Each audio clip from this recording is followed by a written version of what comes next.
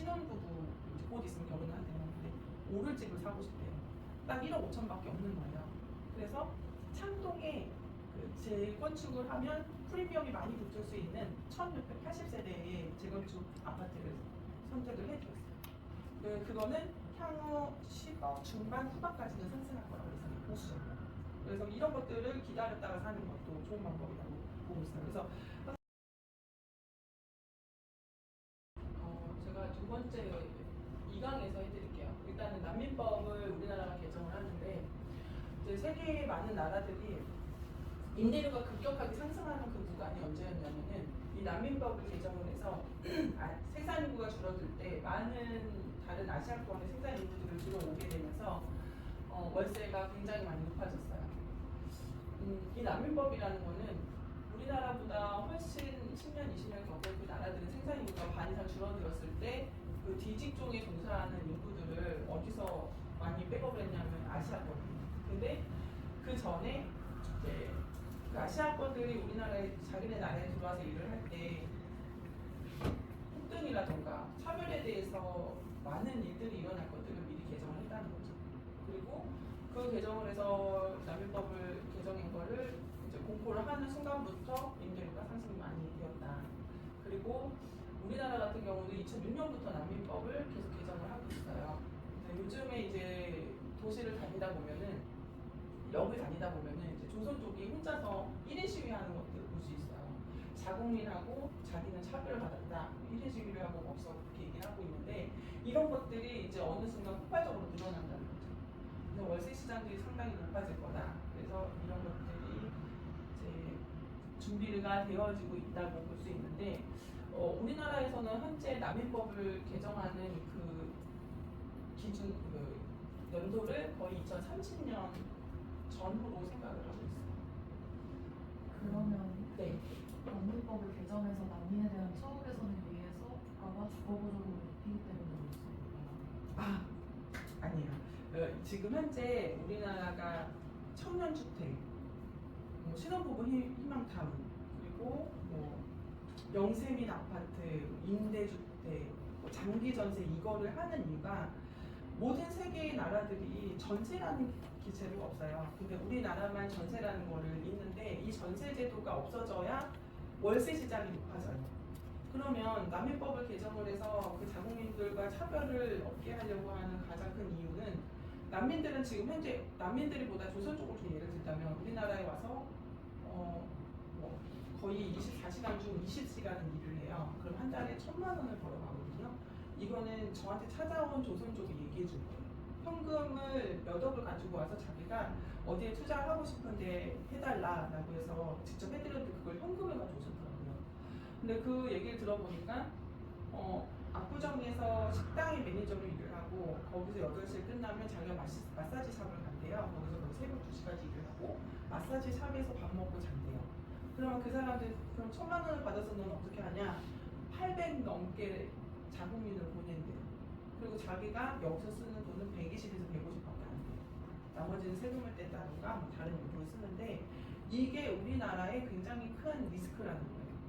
보세요. 열심히 일을 해서 우리 자영업자들이 돈을 벌어서 걔네들한테 돈을 주죠. 그럼 그게 우리 국내에서 현금이 흘러야지 이게 사실은 건강한 경제예요. 근데 걔네들이 중국으로 보내버리잖아요. 우리 돈이 그렇게 빠져나가는 거예요. 그러면 다른 나라들은 어떻게 했느냐? 월세 시장을 올리기 위해서 그런 제도들을 다 10년 동안 없애기 시작했고 자국민의 자가 보유율을 굉장히 높여놨어요. 그게 220%인 거예요. 거의 한 가구당 2.5채점. 그리고 지금 현재도 좀 관광지, 해외의 관광지 같은 데 가면요, 자국민들은요, 그거 먹어요. 임대료를 받으면서 여유롭게 살아요. 그게 한 나라의 80%가 되어야 우리나라가 고령화 시대를 잘 넘어갈 수 있는 거예요. 그걸 위해서 사실은 지금 2040, 2050을 다 계획을 해놓은 상태예요. 그 자국민들은 그러면 우리나라의 자가 보유를 지금 현재 몇 %예요? 오픈북 하셔도 돼요. 오픈북 하셔도 돼요. 거의 50% 초반대예요. 전국적으로는 70% 초중반. 전국으로 봤을 때. 그럼 아직도 우리는 150%더 넘어야겠죠. 그럼 그만큼 가격이 상승하겠다는 생각이 들지 않나요? 그렇죠. 그렇게 되기 때문에 자, 지금 현재의 다주택자들의 주택 가격, 보유세라던가 세금을 굉장히 많이 억압하는 이유도 지금 중산층 이하의 사람들은 주택을 하나 갖고 있거나 아예 없어요. 근데 다주택자들이 굉장히 계속 사게 되잖아요. 그러면 실수요자들, 지금 20대, 30대들 최고 높은 가격으로 사서 떨어지는 것밖에 안 돼요. 그렇기 때문에 그렇게 정책을 자꾸만 억눌리고 해야지 실수요자들이 자꾸 집을 사고 그러면서 자가 보유율이 높아집니다. 이런 정책들 속에 하나의 난민법이 포함되어 있다. 그래서 저는 법제처에 들어가서 난민법이 계속 어떻게 개정되는지를 되게 계속 보고 있어요. 사실은 지금 난민들이 들어왔을 때 걔네들의 세금 정책들도 디테일하게 들어가야 하는 시점이기도 해요. 근데 지금 아직 안 건드리고 있다는 거니까. 어쨌든 난민법이 개정되는 시기는 2035년 정도, 30에서 35년 정도 사이라고 보시면 돼요. 네, 국가에서는 30년에 하겠다라고는 하겠지만 한 지역을 투자하기 위해서 우리가 반드시 꼭 체크해야 될 거. 얼마 전에 며칠 전에 우리나라 경제 성장률을 0.6%를 또 올렸대요. 되게 좋은 소식 아니에요? 그렇죠? 그러면 우리나라는 2.6%예요. 처음엔 1.6이었어요. 1.8. 그 다음에 2.6까지 올라갔어요. 경제 성장률은 반드시 우리가 부동산 투자하는 데 있어서 반드시 알아야 돼요. 왜냐? 주택 가격을 상승시키는 가장 큰 이유는 가처분 소득이 올라갈 경우. 물론 다주택자들은 가처분 소득과 상관없이 자기네 사업 수익이나 다른 수익에서 돈이 남아서 그걸로 투자하겠지만 우리는 물론 투자자들을 먼저 보고 선진입하는 거는 당연한 거예요. 하지만 가장 리스크하지 않은 거는 실수요자들이 언제 진입을 해서 집을 사느냐. 이게 되게 중요한 거예요. 그럼 실수요자들이 돈이 있어야 사죠. 돈이 있어야 산다는 건 경제 성장률이 올라갔을 때 그 돈이 중산층 이하의 사람들에게 내려가는 그 시기가 6개월에서 1년이에요. 지난주 얘기했던 거죠. 자, 경제 성장률. 자, 두 번째, 그 지역의 가장 중요한 거, 주택 가격 상승의 가장 중요한 건요. 5년치, 10년치의 인구가 계속 유입이 되어 있느냐. 이게 되게 중요해요. 이렇게 두 가지는 절대 빼놓지 말아야 될 체크 포인트 중에 하나예요. 그러면 주택 가격 상승에서는 무조건 인구 유입이 되어야 이 주택 가격이 상승한다. 이런 말 있어요. 서울에는 어떤 사람도 정말 외곽 쪽에 살아도 우리 집 근처 너무 살기 좋아 라고 얘기해요. 그만큼 인프라가 정말 탄탄하다는 거죠. 근데 요즘에 이제 많은 사람들이 이렇게 얘기해요. 강북 쪽에 아파트 왜 사? 근데 이런 얘기 많이 해요. 근데 자기의 돈이 갖고 있는 것에서 투자할 수 있는 거를 실수요자들 위주로 간다고 하면은 만약 소액만 있다 그럼 외곽 쪽도 괜찮아요. 나쁘지 않아요. 저는 얼마 전에 강북의 정릉역 주변에 딱 6,000개구로 아파트를 하나 샀어요. 근데 그게 지금 현재 8개월 만에 지금 6,000 투자해서 제가 6,000을 또 번 거예요. 그만큼 올랐어요. 왜 그럴까요? 중심가에 주택가격이 상승한다. 그러면 강남 4구가 제일 먼저 올라요. 강남 4구에서 오르고 나면 실수요자들이 그 다음 지역 그 가장 1순위에서 벗어나서 2순위를 가요. 2순위를 가면 거기서 집을 사겠죠, 실수요자들이. 그럼 여기에 또 주택 가격이 오르겠죠. 그러면 여기에 있던 사람들은 또 여기에서 또 벗어나서 외곽 쪽에 싼 집을 또 사요. 지난 강의에서 제 강의를 들었던 분이 신혼부부 곧 있으면 결혼을 한대요. 근데 오를 집을 사고 싶대요. 딱 1억 5천밖에 없는 거예요. 그래서 창동에 재건축을 하면 프리미엄이 많이 붙을 수 있는 1680세대의 재건축 아파트를 선택을 해드렸어요. 그거는 향후 10억 중반 후반까지는 상승할 거라고 예상해요. 보수적으로. 그래서 이런 것들을 기다렸다가 사는 것도 좋은 방법이라고 보고 있어요. 그래서 항상 자기 돈에 맞춰서 투자를 해라. 그게 제일 좋은 방법이고. 그거야? 저 금매가 거의 다 떨어지고 다 5억대, 그걸 4억 초반대 샀거든요. 4억 1,500이 지금은 5억 초반, 5억 중반까지 올라가지. 근데 동의서가 또 올라가면은 올라갈수록 이게 프리미엄이 많이 붙어요.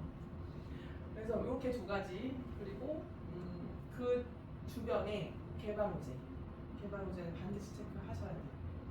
예를 들어서 광운대역이 GTX 노선이잖아요. 강남까지 10분 만에 간다. 그래서 그때 파크원 광고가 그거죠. 삼성역에서 근무하는 아빠가 광운대역으로 집으로 가야 되는데 아들이 이제 전화할 거예요. 아빠 언제 와? 아빠 10분이면 갈 거야. 그러면서 거기가 어떻게 되느냐? 메리엇 JW 메리엇 호텔이 들어가고요. 현대 본사가 들어가요. 현대 산업개발의 본사가 거기에 들어가요. 그러면 거기 인구 유발은요. 현재 여기에 있는 인구보다 2배가 이상 늘어난다라고 보시면 돼요. 그럼 인구가 유입되면 주택 가격이 상승한다고 했죠. 그래서 그게 제일 중요하다. 그리고 뭐 그 외에도 뭐 대출이 오르냐 내리냐. 그리고 또 하나 우리는 실수요자들 위주로 가는 게 가장 리스크하지 않다. 투자자들을 쫓아가다 보면은 자기가 높은 가격에 살 수 있어요. 그래서 실수요자들 절대로 배제하면 안 되는데 그 중에 하나는 생애 최초 주택 구입의 이자율이 높아졌냐 낮아졌냐 아니면 그 규제가 아니면 뭐라지 그걸 감액됐느냐. 그러니까 예를 들어서 생애 최초 주택을 실수요자들 위주로 대출을 했을 경우에 예전에는 90%까지 나왔어요. 근데 지금은 85%, 70%예요. 규제 지역들의 영향에 의해서 이런 것들에도 영향이 미친다. 그래서 대출은 그런 규모들을 확인해야 되고 또 하나가 있어요. 다주택자들한테 정말 몰래 그 다주택자들한테 풀어주는 규제가 있어요. 부동산 매매 사업자의 대출 규제.